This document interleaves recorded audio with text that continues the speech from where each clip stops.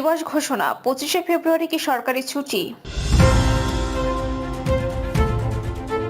শেখ হাসিনাকে 31 বার ফাঁসি দিতে হবে বলছেন Bulu. No treatment no release নির্দেশনা ছিল শেখ হাসিনার। এবং সর্বশেষ জানাবো, সবকিছুতে ভারতকে দোষ দিয়ে ভালো সম্পর্ক চাইতে পারে না বাংলাদেশ, বললেন ভারতের পররাষ্ট্রমন্ত্রী। শুনছিলেন সংবাদ শিরোনাম, এবারে বিস্তারিত। দিবস ঘোষণা 25শে ফেব্রুয়ারি কি সরকারি ছুটি? পিলখানা হত্যাকাণ্ডে 57 সেনা কর্মকর্তা সহ 74 জন নিহতের ঘটনায় দিনটি রাষ্ট্রীয়ভাবে পালনের সিদ্ধান্ত নিয়েছে সরকার। এরই মধ্যে 25 ফেব্রুয়ারিকে জাতীয় শহীদ সেনা দিবস ঘোষণা করে পরিপত্র জারি করা হয়েছে।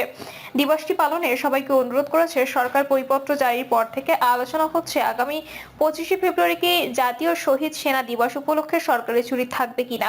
এ নিয়ে সামাজিক যোগাযোগ মাধ্যমে অনেকে পোস্ট করেছেন, তবে পরিপত্র অনুযায়ী এদিন সরকারি ছুটি থাকবে না। দিনটি গ শ্রেণীভুক্ত দিবস হিসেবে অভিভুক্ত করার সিদ্ধান্ত হয়েছে।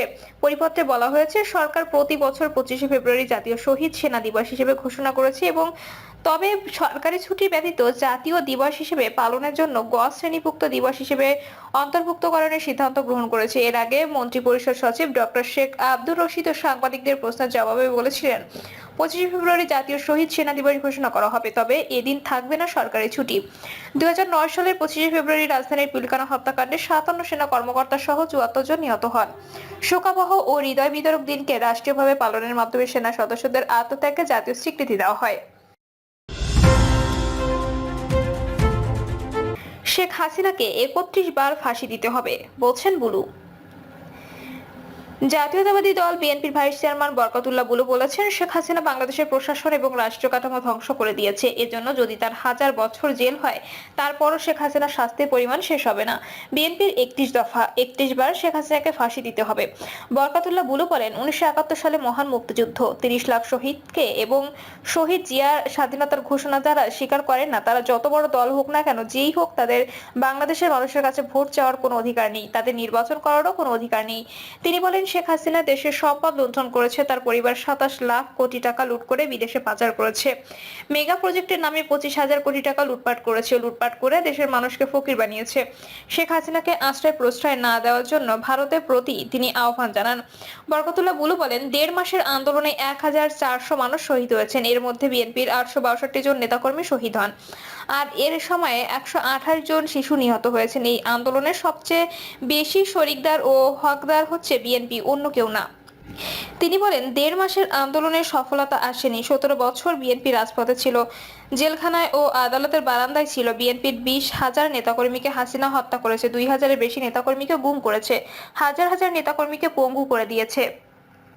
65 লাখ নেতাকর্মীর বিরুদ্ধে মামলা করেছে। বিএনপির এমন কোনো নেতা নেই যার বিরুদ্ধে মামলা নেই বা জেল খাটেনি। বরকতুল্লাহ বুলু বলেন, 2014 সাল থেকে 2024 সালের 7 জানুয়ারি পর্যন্ত ইউনিয়ন পরিষদ থেকে সংসদ পর্যন্ত যেসব নির্বাচন হয়েছে, এর কোনো নির্বাচনে দেশের সাধারণ মানুষ ভোট দিতে পারেনি। ডিসিএসপি আর আওয়ামী লীগের গুন্ডারা ভোট করেছে। নির্বাচনে তাদের দলের মধ্যে টাকার খেলা হয়েছে। তিনি বলেন, প্রতিদিন বাস ডাকাতি, আইন শৃঙ্খলার অবনতি, দ্রব্যমূল্যের ঊর্ধ্বগতি, এসব কারণের সামনে রেখে সম্মেলন। প্রশাসনের উদ্দেশ্য করে তিনি বলেন, আইন শৃঙ্খলা যে অবনতি হয়েছে, অতি শিগগিরই তার উন্নতি ঘটানোর আহ্বান জানান। বরকতুল্লাহ বুলু প্রধান উপদেষ্টাকে উদ্দেশ্য করে বলেন, 2-1 উপদেষ্টার কথা বিভ্রান্ত হয়ে আপনার ইমেজ ক্ষুণ্ণ করবেন না। ন্যূনতম সংস্কার দিয়ে নির্বাচনের রোডম্যাপ তৈরি করেন। কিভাবে কবে নির্বাচন হবে তার রোডম্যাপ ঘোষণার দাবি জানান। নো ট্রিটমেন্ট নো রিলিজ নির্দেশনা ছিল শেখ হাসিনার। পতনের কিছুদিন আগে রাজধানীর পঙ্গু হাসপাতালে জুলাই গণঅভ্যুত্থানে আহতদের দেখতে গিয়ে চিকিৎসক ও সংশ্লিষ্ট হাসপাতাল কর্তৃপক্ষকে নো ট্রিটমেন্ট নো রিলিজ নির্দেশনা দিয়েছিলেন সাবেক প্রধানমন্ত্রী শেখ হাসিনা, যার প্রমাণ প্রসিকিউশনের হাতে এসেছে বলে জানিয়েছেন আন্তর্জাতিক অপরাধ ট্রাইব্যুনালের চিফ প্রসিকিউটর মোহাম্মদ তাজুল ইসলাম। তিনি বলেন, আমরা রাজধানীর জাতীয় অর্থোপেডিক হাসপাতাল ও পুনর্বাসন প্রতিষ্ঠান বা পঙ্গু হাসপাতালে যখন পরিদর্শনে গিয়েছিলাম, তখন সেখানে চিকিৎসারত আহত রোগী ও তাদের স্বজনরা আমাদের জানিয়েছিলেন, শেখ হাসিনা পালিয়ে যাওয়ার আগে একবার হাসপাতাল পরিদর্শন করতে গিয়েছিলেন।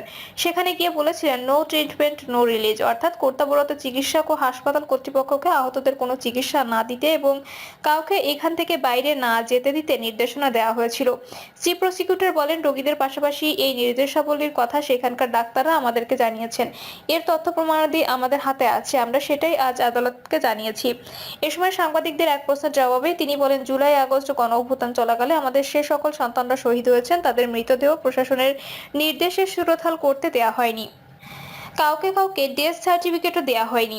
এমনকি গুলিবিদ্ধ অবস্থায় হাসপাতালে যাওয়ার পর যারা সেখানে শহীদ হয়েছেন তাদের ডেথ সার্টিফিকেট গুলিতে মারা গেছে এই কথাটিও লিখতে দেওয়া হয়নি। শ্বাসকষ্ট কিংবা জ্বরে মারা গেছেন এ ধরনের কথা লিখতে বাধ্য করা হয়েছে। আন্দোলনে শহীদের লাশ দাফন করতে যাচ্ছে জানতে পারলে রাস্তায় পুলিশ তাদের পরিবারের উপর হামলা আক্রমণ করেছে। তিনি বলেন, আদালত আমাদের কাছে জানতে চেয়েছেন যে শহীদদের সুরতহাল প্রতিবেদন বা পোস্টমর্টেম রিপোর্ট খুবই গুরুত্বপূর্ণ সাক্ষ্য এবং কেন সেগুলো নেই। আমরা আদালতকে জানিয়েছি যে সেই মুহূর্তে মানবতা বিরোধী অপরাধের মাত্রা এতটাই ভয়াবহ ছিল যে দ্রুত শহীদদের লাশ দাফন করতে বাধ্য করা হয়েছে, তাই এ কারণে তাদের কোনো পোস্টমর্টেম রিপোর্ট দেওয়া হয়নি। ঘটনাটি কোনো স্বাভাবিক বিষয় নয় এবং তা মানবতা বিরোধী অপরাধের একটি জাজল্যমান প্রমাণ। এটি প্রমাণ করে কি ধরনের নিষ্ঠুরতার সাথে জুলাই আগস্টের হত্যাকাণ্ডগুলো চালানো হয়েছিল।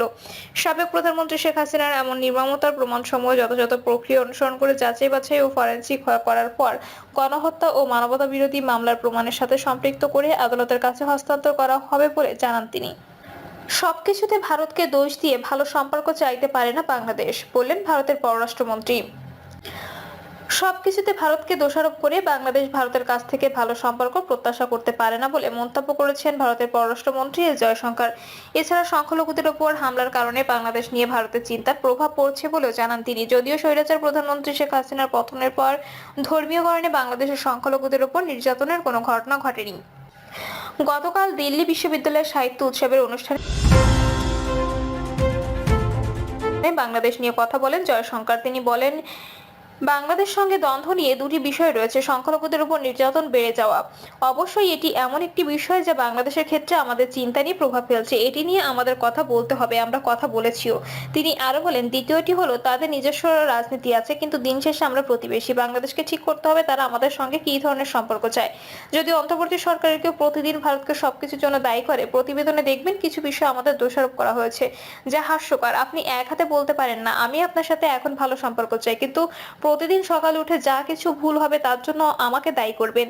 এটি একটি সিদ্ধান্ত যা তাদের নিতে হবে, যোগ করেন জয়শঙ্কর। বাংলাদেশকে ভারতের চিন্তাভাবনা স্পষ্ট করে জানানো হয়েছে উল্লেখ করে জয়শঙ্কর বলেন, আমরা চাই সবকিছু শান্ত হোক এবং সাধারণ দ্বিপাক্ষিক সম্পর্ক আবারও শুরু হোক, কিন্তু অব্যাহতভাবে শত্রুতাপূর্ণ বার্তা দিয়ে আমরা অখুশি। গত বছরের 5ই আগস্ট গণঅভ্যুত্থানের মুখে শেখ হাসিনা পালিয়ে ভারতের নয়াদিল্লিতে আশ্রয় নেন। এরপর থেকেই ভারত অভিযোগ করছে বাংলাদেশ সংখ্যালঘুরা ব্যাপক নির্যাতনের শিকার হচ্ছে, কিন্তু বাস্তবে এর কোনো মিল নেই, যা জাতিসংঘ সহ বিভিন্ন সংস্থা নিশ্চিত করেছে। পালিয়ে থেকেও দিল্লির কোনো এক অজ্ঞাত স্থান থেকে আওয়ামী লীগের নেতাকর্মীদের সঙ্গে কথা বলছেন শেখ হাসিনা।